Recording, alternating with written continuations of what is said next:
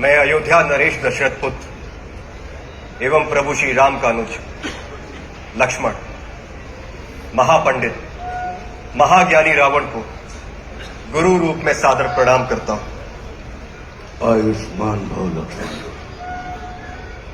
कहो, अपने जीवन की इस अंतिम बेला में मैं तुम्हारे किस हित की पूर्ति कर सकता हूं? हे महामना, नीति, धर्म, राजनीति एवं समस्त वेद शास्त्रों के ज्ञाता, आप अपने ज्ञान और अनुभवों की दीक्षा से लक्ष्मण के जीवन का मार्ग प्रशस्त करने की कृपा करें। मैं देख रहा हूं लक्ष्मण कि तुम एक योग्य शिष्य की पात्रता लेकर उपस्थित हुए। अस्तु, मैं अपने जीवन के कुछ अनुभव तुमसे अवश्य साझा करूंगा। हे सुमित्रा नंदन, अहंकार चाहे सत्ता का हो या सौंदर्य का, शक्ति का हो या भक्ति का, धन का हो या धर्म का, वो बड़े से बड़े विश्व विजेता को नष्ट कर देता है। इसका प्रत्यक्ष उदाहरण ये त्रिलोक विजेता, विद्या विशारद, महापंडित रावण है। अहंकार में तीनों गए, कुल, गौरव और वंश। ना मानो तो देख लो इस रावण का अंत। लक्ष्मण, रावण को अपने ज्ञान का अहंकार था और तुम्हारे भाई राम को अहंकार का ज्ञान था। लक्ष्मण, जीवन में सफल होने के लिए शत्रु दृष्टि और मित्र दृष्टि का भेद आना अनिवार्य है।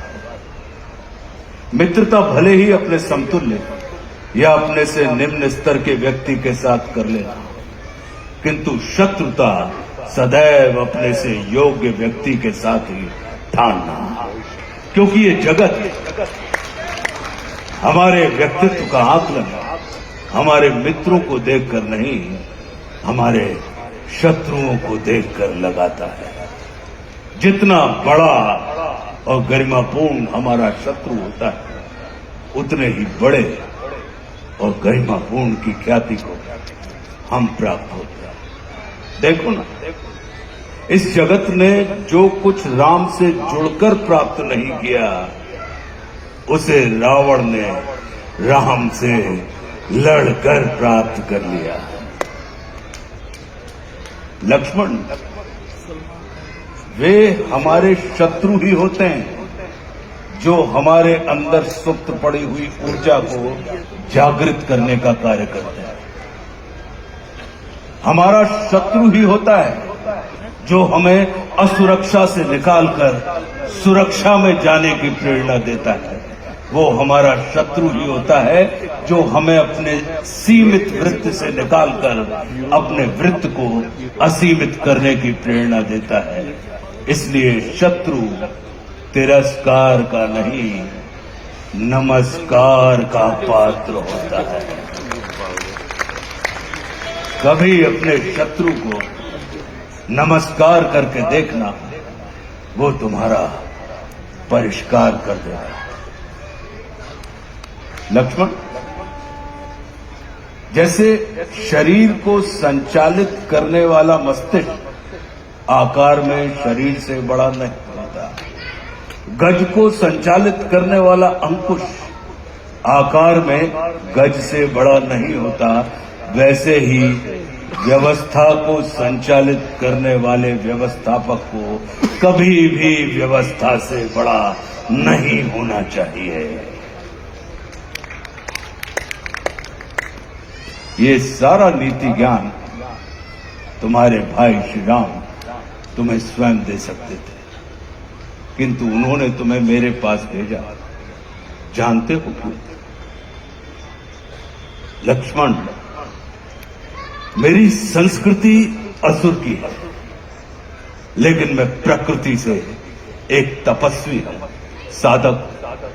और किसी भी व्यक्ति को अपने अंतिम समय में अपनी संस्कृति के अनुसार नहीं, अपनी प्रकृति के अनुकूल कर्म करने चाहिए, तब उसे मृत्यु नहीं, मुक्ति प्राप्त होती है।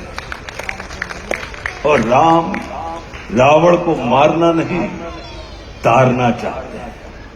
तभी तो उन्होंने मेरे अंतिम समय में मेरी प्रकृति के अनुकूल उपदेशात्मक कर्म करवाकर मेरी मुक्ति के मार्ग को प्रशस्त कर दिया।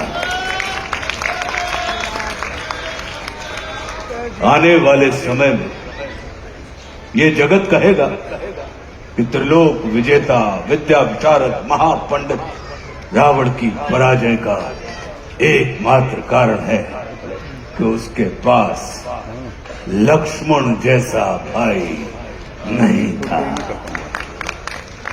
लेकिन इस जगत को ये स्मरण रखना चाहिए कि लक्ष्मण जैसा भाई प्राप्त करने के लिए व्यक्ति को रावण नहीं, स्वयं राम बनना पड़ता है। सदैव अपने भाई राम के अनुगामी रहना।